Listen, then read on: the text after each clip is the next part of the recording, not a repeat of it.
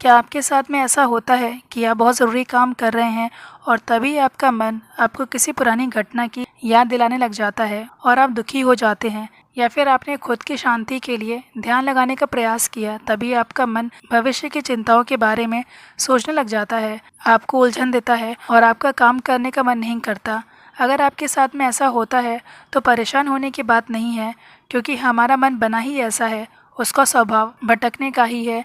जैसे हमारी आंखों का काम है देखना, कानों का काम है सुनना, वैसे ही हमारे मन का काम है विचारों को उत्पन्न करना, सोचना।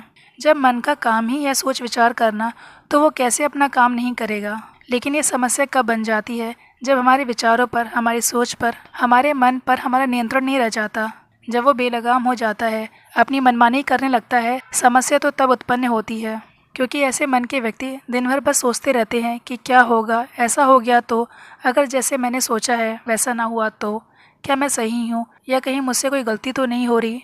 ऐसे न जाने कितने विचार अपनी मर्जी से दिमाग में चला करते हैं और इसी की वजह से व्यक्ति अपनी ऊर्जा खोता रहता है। किसी बात को ज़रूरत से ज़्यादा सोचना, बार बार सोचते रहना, एक विचार का समाप्त ना हो पाना, तभी 10 नए विचारों का मन में चलने लगना, यही ओवर थिंकिंग है।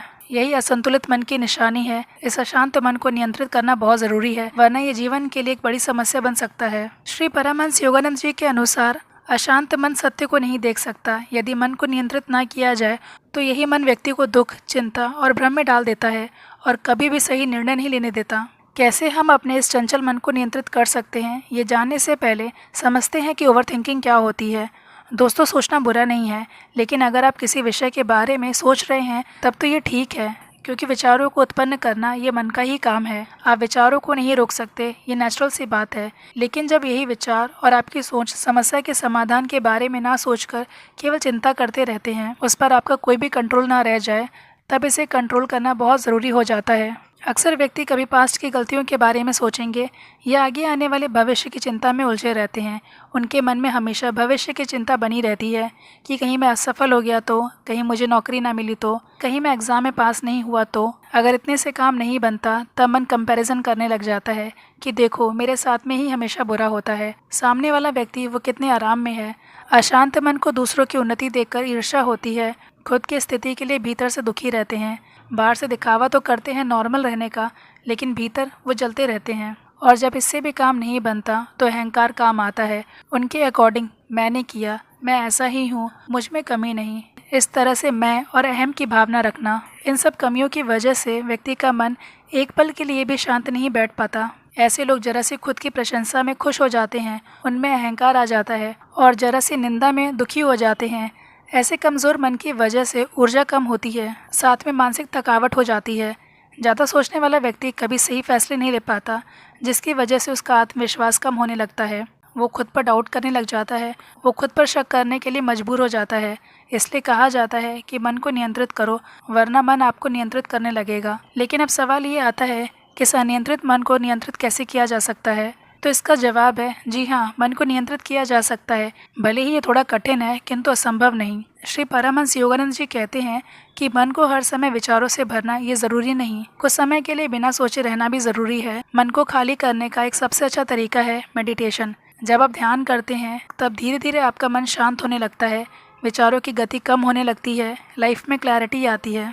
ध्यान करना एक शक्तिशाली तरीका है अपने मन को नियंत्रित करने का।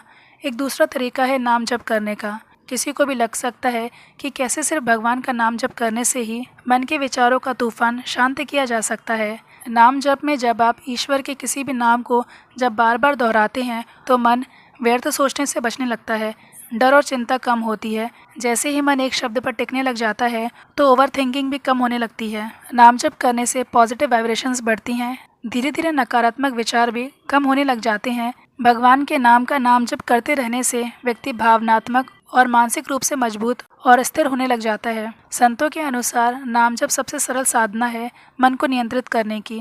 वहीं श्री परमहंस योगानंद जी के अनुसार ईश्वर का नाम जप एक औषधि की तरह है, जितना जपोगे उतना मन शांत होगा। मन को नियंत्रित करने का एक तीसरा तरीका है वर्तमान में जीना। जो भी काम आप आज कर रहे हैं, अपना सारा ध्यान बस उसी कार्य पर लगाएं। ये नहीं कि अतीत के बारे में सोचने लग जाएं कि काश तब मैंने वो गलती ना की होती तो आज मेरी ज़िंदगी और बेहतर होती। या फिर भविष्य के बारे में सोच रहे हैं। अपने मन को नियंत्रित करने के लिए वर्तमान में अपना कार्य ईमानदारी से करें, बिना किसी शंका या भ्रम के। याद रखें, अतीत जा चुका है, भविष्य अभी आया नहीं, वर्तमान ही जीवन है। बस खुद पर भरोसा रखें। दोस्तों, ओवर थिंकिंग भी तभी बढ़ती है जब हम केवल सोचते हैं लेकिन काम नहीं करते। वहीं जब आप कार्य में व्यस्त हो जाते हैं, एक्शन लेने लग जाते हैं, तो ओवर थिंकिंग भी खत्म हो जाती है। दोस्तों, अपने मन के विचारों को लेकर सतर्क हो जाएं। आपके विचारों की आदत को आप खुद ही बदल सकते हैं। जब मन शांत होता है तब जीवन भी स्पष्ट हो जाता है। उम्मीद करते हैं आप इस वीडियो से सीखेंगे। हम आपके सफल जीवन की कामना करते हैं। धन्यवाद।